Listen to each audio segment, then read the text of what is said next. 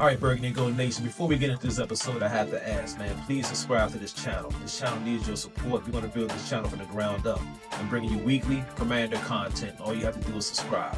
And the best thing about subscribing, it's absolutely free. It won't cost you 1 penny. All right, Nation, let's get into it.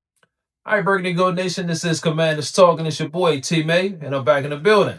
If this is your first time on this channel, this is Commanders Talk. Here, we talk all things, everything Washington Commanders. So you can show your support by banging that like button.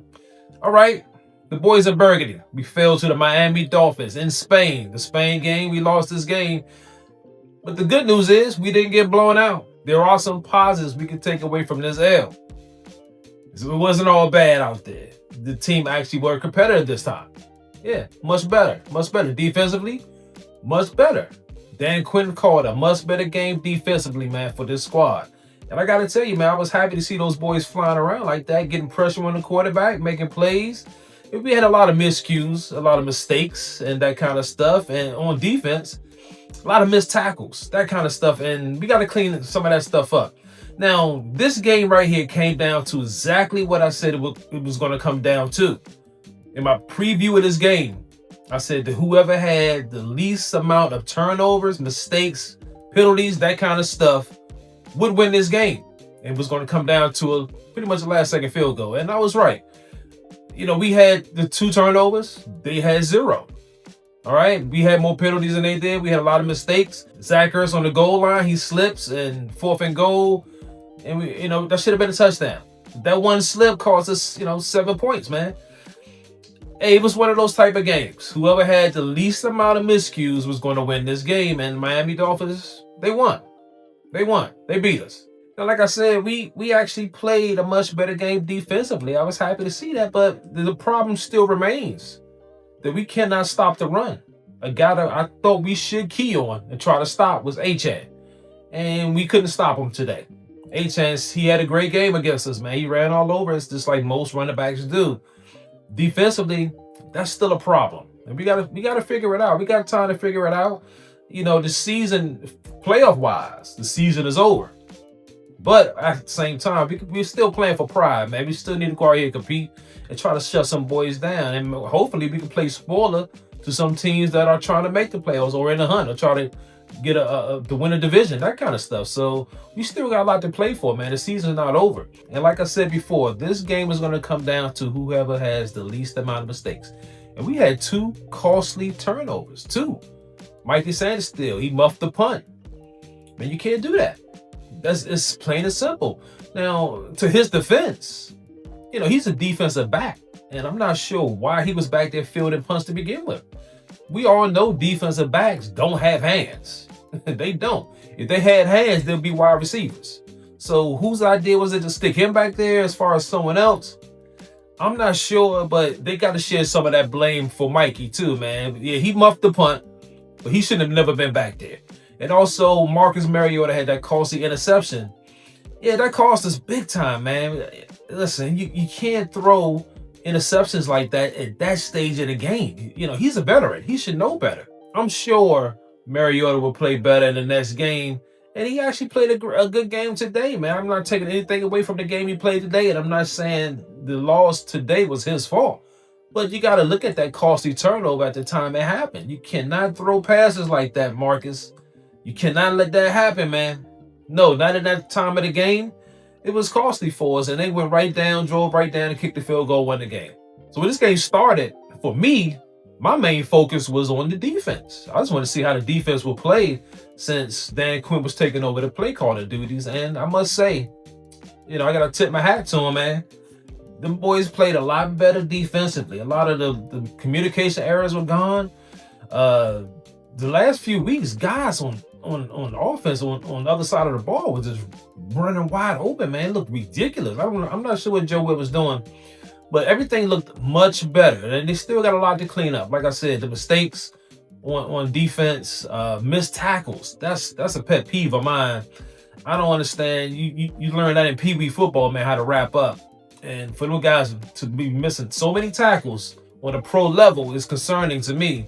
So I don't know, man, but I was happy with Coach Quinn's play calling on defense.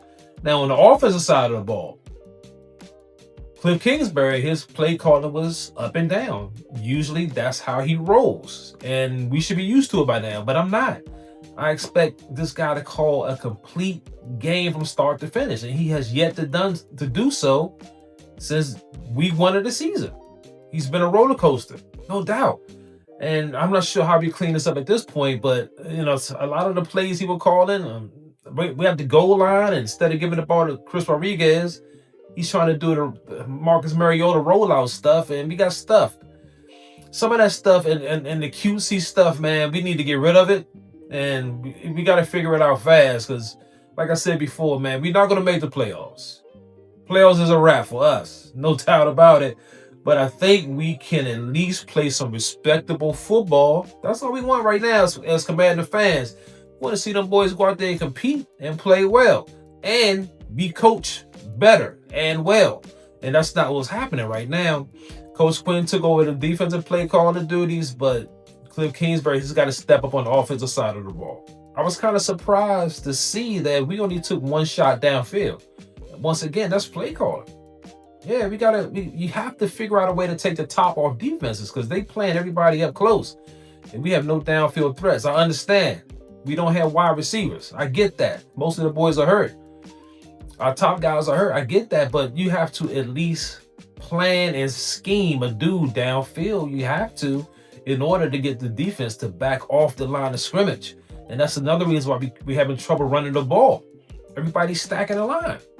I mean, this is football 101, man. You have to take some deep shots. We took 1 today, and that's just not enough. We gotta go downfield a lot more if we want to keep the defensive honest. So we have to figure out a way to take some deep shots. It's that simple, man. All right, so right now I want to listen to my man Coach Quinn, who called a much better game for us defensively. Let's hear what he had to say about this game. All right, what's up, everybody? We can get rolling. Just talking to the team after the game. It's tough. This one stings. Guys are definitely hurting, and in a lot of spaces they battled, and we had our opportunity to go win it. We didn't get that done, and like the energy going into the game, that felt right. Some of the things I like seeing, some goal line stops on defense, that certainly brought some energy. That felt right. Like seeing some big scramble by Marcus. That was a cool play to see us battling. And I think you've heard me talk about winning time moments and the missed opportunities, and that's what it felt like to me afterwards. And it doesn't all come up at the end or in the last seconds, but creating a takeaway on defense when you have a chance to go do that, or missed chances at a touchdown in the low red zone, missed kicks, getting a chance to get a lead and not being able to close it out. Obviously, like, that's the part that stings the most, because gave ourselves finally a chance to put ourselves in a spot to go win. So that was kind of my message and where I was at. Got to heal the team up and fix that inconsistency that we're seeing that jams us up, whether it's a penalty or, like I said, a missed op in the spaces. So that's what we intend to do. And glad to open up to you guys and questions before we get rolling. There you have it, man. Coach Quinn speaks. When Coach Quinn speaks, we all listen, man. I have a lot of respect for this guy. I know a lot of the problems we're having this season, falls back on the coach. I realize that. And a lot of stuff we're doing right now, a lot of the mistakes and miscues we're having stems all the way back to training camp. We ran a soft honey bun style training camp, and it's been showing on the field pretty much week 1. And we're still having the same problems. Like I said before, man, this is a different game. Same old problems. And that all falls back on Coach Quinn. So hopefully in the off season, he's going to reevaluate himself and try to figure out a better way to get these guys prepared for games. And hey, no more soft honey bun style training camps, man. Those guys need to be out there knocking heads. And I know we don't want them guys out there killing each other. That's not what I'm saying. But what I'm saying is they can't be out there like it's a party either, because this is the result right now. What we have right now, we're 3-8. We're riding a 6-game losing streak. This is the result of a honey bun style training camp. I'm gonna stand on that, 10 toes down. I just feel like we should have had a much rougher training camp, and I think them boys would be much better off right now. We won't be 3-8. I can guarantee you that much. So what we're gonna do right now, we're gonna take a look at the stats of this game. We're going to jump right into the game leaders. Marcus Mariota, he played a pretty good game besides that one interception, man. 213 yards passing and 1 touchdown to Debo. He was looking pretty good out there. Tua, not too good for that guy, of course. But look at the running backs, man. Rodriguez, that's our guy, and he has 79 yards, and I think he should be getting a little more carries. I understand what they're trying to do with the running back by committee thing. Whoever has the hot hand gets the ball. I understand that, but I think if he was hot, which he was, 15 carries is not enough. We should have got that guy a little more touches in this game because he was the hot hand, no doubt. Achane, the guy I thought we had to stop. We couldn't. 21 carries, 120 yards. He was all over the field. Receiving, my man, Debo, he had a pretty good game, man. Shout out to that guy. Waddle for the Dolphins, not too bad. We kept him in check, especially since we had most of our top corners out. We still kept that guy in check. Sacks, my man Von Miller got home, which is great. And look at the tackles, man. B-Wag was actually balling again. Look at that guy, Brooks. This guy had 20 tackles on his own. That's incredible, man. That guy was balling out. 20 tackles for one guy. He was all over the field, man. That guy was doing his thing. So let's keep going with the stats, man. Let's take a look at the team stats. Total yards. We actually had more yards than those boys, man. 379 against the 311. We usually give up 500 yards a game, so defense was actually playing better. 2 turnovers. Costly. And look at them, 0 turnovers. And I'm telling you, those 2 turnovers were costly because it came late in the game too, and the game was trying to be decided. It was coming down to the wire, and we had 2 costly mistakes. First downs, we had 22 to their 19. Look at our penalties. Again, different game, same old problems, man. 6 penalties for 31 yards. That's not good, man. You know, and I said it like 5 weeks ago. We need to clean that up, and we still haven't. We haven't at all. Look at us in the red zone. It was 0 for 3 in the red zone. Terrible. And most of that is on Cliff Kingsbury too, with the wacky, play calling in the red zone, man. All that wacky gimmicky stuff, man. Instead of just going straight ahead with our offensive line, man, there's no way you should be running gimmicks down there at the goal line, man. Just give it to Rodriguez and let him pound it in.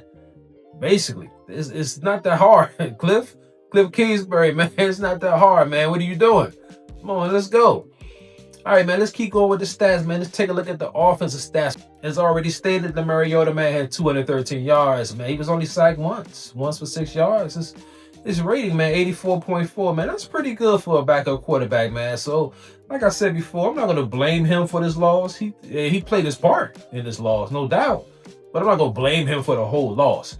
Rodriguez, my man C-Rod, he had 15 carries for 79 yards. And that's a pretty good game for him. Marcus Mariota, he actually carried the ball well too. 4 carries for 49 yards. Hit that one long run for 44 yards, man. I almost jumped out my seat on that one, man. That was incredible. That was fun to watch. And after that, everybody else was pretty average. My man Bill, 9 carries, 28 yards. So let's keep going with the stats, man. Let's check out the receivers, man. Debo Samuels. Yeah, that's my guy, man. He had 7 receptions, 34 yards, and that touchdown. 8 targets, man. He had a pretty good game. Zach Ertz was okay. He played pretty well. He had that one slip at the goal line that caused us the touchdown, but I think if he didn't slip on that play, that would have been 6 points. No doubt about that one, man. Chris Moore had 2 receptions for 28. Jacoby Jones had 1 big catch, man. 1 for 25. That was a huge catch he had, too. Jaden Lane, I'm not sure what happened to him, man. He was absent in this game. 1 catch for 13 yards. We need more from that guy. I know he's a rookie, but come on, Rook. Step up, man. Do a little something for us. All right, man, let's keep rolling, man. We're going to take a look at the defensive side of the ball. We already know Bobby Wagner balled out, but who else balled out? Man, let's check it out. As you can see right here, my man B-Wag had 8 tackles, and that's really an off game for him, man. He usually had way more tackles than that, but he still led the team in tackles. That's my guy. Revo, man. Revo, ever since he stepped in as a starter, has been balling out. Jonathan Jones. It was a Jonathan Jones sighting in this game. Yeah, I saw you out there, boy. He had that 1 sack, 1 quarterback hit, man. Jonathan Jones did his thing. Jordan McGee. That's a guy who needs much more playing time. Much more playing time, man. That guy actually had 5 tackles today. My man Goldman. What about Goldman at the goal line, man? He had that 2 tackles for loss, and then he had that 1 tackle for loss at the goal line. He did his thing. And Javon Kinlaw, he actually stepped up. He had 2 false starts, and you got to clean it up. He's trying to, anticipate the snap count. You got to clean it up, Javon, but he had a pretty good game today. Usually he had 1 tackle. Today he had 5, man. For him, that's a pretty good game, man. Let's keep going to defensive stats. As you can see right here, my man Jacob Martin, man, he got home, man. And this guy has been putting some pressure in the absence of Dorrance Armstrong. He had a sack today. Von Miller actually had a sack today too. So them 2 guys were putting pressure. And Noah he was out there, man. I saw you out there, boy. He was out there doing his thing. Noah I think he needs more playing time. He will get it now because, most of our corners are hurt. Of course, Marshawn Lattimore is done for the season. Thank goodness. And big play Trey is out for the season, so Noah is going to get a lot more playing time. So there you have the stats from this game, man. And what I want to do right now, I want to shout out a guy. I already talked about this guy, man. Bobby Wagner, at his age, is balling out. As you can see, man, this guy's 14th consecutive season with 100+ tackles. Tied for the most in NFL history with who? Who? Yeah, London Fletcher, the former Redskin. Man, it was London Fletcher, man. He used to ball out back in the day, man. I used to love watching that little guy. He was a small guy, too. It was just cracking heads on the field. Bobby Wagner is still getting it done for us, man. And actually, I wouldn't be too mad if he came back and played one more season for the Burgundy and Gold. Maybe one more. At the same time, he's getting up in age, and he's probably want to go ahead and chase a ring. So here, it might not be the place to do that until we can figure out what's going on with all our injuries and that kind of stuff, man. Bobby Wagner might want to go somewhere else where he can actually chase a ring. So who gets the blame for this loss? Yeah, it's a lot of blame to go around. But actually, man, I'm proud of those boys to go out to Spain and play the way they played. They actually, especially with all the injuries we had, man, they actually played pretty well. All in all, we lost the game at the same time. The boys played well. We didn't get blown out. And like I said before, the Dolphins can put up points. And they can put up points in bunches, and we kept all that in check. So I'm happy about that. But, hey, we got to get the blame to somebody. Who gets the blame for this loss?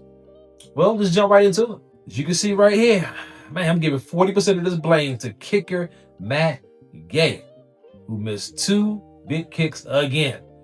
Hey, we got to solve this problem too. Kicker in the offseason. Matt Gay is not the answer. We got to get this guy out of here. And I was questioning their decision making at the end of that game where they was kind of playing conservative. It was in field goal range and they was playing conservative. But I was sitting there watching this and I'm thinking to myself, like, man, listen, y'all need to get about another 20 to 25 yards in for this guy to be even close to making one. They decided to be conservative and we in field goal range been good, and he missed the kick. And I kind of knew that was going to happen. Also, 30% of this blame goes to Mikey Sanders still, man. For muffing that punt. Like I said before, he don't deserve all the blame for it, but at the same time, you're a professional. You out there. You got to catch that ball, Mikey. What are you doing, man? You get 30% of this blame. Also, I'm giving 30% to Marcus Mariota. Even though the Mariota man had a good game today, that one costly turnover at the worst time, that interception, helped cause us to lose this game to the Miami Dolphins, man. So he got to get 30% of this blame, no doubt. Okay, so what we're going to do now, we're going to give out some game balls. Yeah, some game balls. And I'm going to give this guy a game ball. This guy, he got like 10 game balls for me already. He gets another one today, man. Bobby Wagner. That's right, Bobby Wagner get a game ball, man. Also, I want to give one to my man, Deebo Samuels, man. He had a good game receiving for us today, and that one touchdown run, that was incredible. And I got to give a game ball to Coach Quinn, who took over the play calling duties for the Burgundy and Gold. And the defense was playing much, much, much better today. Yeah, still some mistakes here and there, that kind of stuff. But all in all, defense was looking much better. Much better under Dan Quinn calling it than we already know what Joe Witt was doing for us. That guy was super trash. So hopefully that guy won't be calling no more plays here for the Burgundy and Gold. We've seen enough of that guy. No more of that. Let's get that guy out of here. So that's the game balls. And you know what's next. Yeah, the trash can awards, man. This is the list you don't want to be on. The trash can award, man. We got to give that first one to you know who. We already talked about it, man. Mikey, come on down, man. You get that first trash can award. Also, we got to give one to who? Yeah, I hate to give one to the Mariota, man, but at the same time, that interception was terrible, man. You got to get a trash can award for that one. And of course, say the best for last. Kicker, Matt Gay. Come on down, man. You get a trash can award, man. This matter of fact, you might get the super trash can award because this guy is super trash. So there you have it. Trash can awards for the Burgundy Gold's performance against the Miami Dolphins in Spain. Mikey, Marcus, Matt, yeah, you get the trash can awards. Yep, all three of y'all, no doubt. Okay, so the boys of Burgundy, man, we fought at 3-8, and we got a tough road ahead. We do. It don't get any easier from this game we just played today against the Dolphins, man. It gets a little rougher. Next week, thankfully, we got a bye week. All right, so next week we can heal up. We can come up with a game plan to figure out how we're going to get some W's down the stretch. As you can see right here, man, we got some tough games. November 30th, man, we got the Broncos at home, and the Broncos have been beaten up on every NFC East team there is. And they got us next. After them, we got the Vikings in December, man. The first game of December, that's a away game. We got to go on the road and try to defeat the Minnesota Vikings, man. Ooh-wee, that's going to be tough to do. And then we got another away game against the G-Men, who's actually been playing much better football, so that won't be a cakewalk and no stretch of the imagination. No, it won't. That's going to be a tough game. Man, we got a tough game coming down the stretch, man. We got to win some of these, too. Listen, man, all that tankathon stuff y'all talking, let's take the rest of the season, I don't want to hear it. That's not what we do, man. That's not Commanders football. That's not the Commanders way, man. We want to play for respect right now. We're going to need to beat some of these teams going down the stretch to get that draft order. But at the same time, we need to pay attention to the draft order. So I'm going to pull that up right now. As you can see right here, man, if the draft was held today, we would have the number 7 pick overall. Number 7 with the bullet, because we might rise. No doubt. But look at those teams ahead of us, man. Tennessee, they are straight trash. New Orleans, Jets, all those teams, they're tanking. They're doing it on purpose. The New York Football Giants, I think they're going to try to win some games. Cleveland will probably try to win some. And I think the Raiders are going to try to win some games just like us. We're going to try to win some football games, man. Forget all this tankathon stuff. You can have the number 1 pick overall, and the guy can still be a bum. All right? So all that stuff, man, I don't care about that. I want to win some football games. So in 2 weeks, we're going to try to snap this 6-game losing streak that we're on. In 2 weeks, Denver Broncos, man. We're going to snap it against them, right? Right, nation? Right? We're going to get that W, right? Yeah, we'll see. We'll see, man. All right, so there you have it, man. That is the end of this episode, man. The Washington Commanders fall to the Miami Dolphins, 16-13 in Madrid. Now, I want to give another shout out, too, to all the Burgundy and Gold fans that actually traveled to Spain to watch this game, man. I want to give a big shout out to y'all because, listen, the way the airports were shut down and canceling flights and TSA calling off sick and all that, it was just wild. And for y'all to still make it to Spain to support the Burgundy and Gold, I got to give a big shout out to y'all because a lot of people would have been like, man, I'm going to get my money back for this, especially while the team was losing. I'm not going, but they were there. Y'all were there, man. Y'all showed up and y'all showed out for this game. So salute to y'all guys, man, for going out to Spain. All right, let's end this episode, nation. I appreciate y'all for chiming in, man. Get in the comment section. Let me know how you feel about the rest of the season. Should the team tank, or should we keep trying to win some football games? Let me know in the comment section. Also, if you can bang that like button, bang the notification bell, and please subscribe, man. This channel needs your support. And if you made it to the end, salute.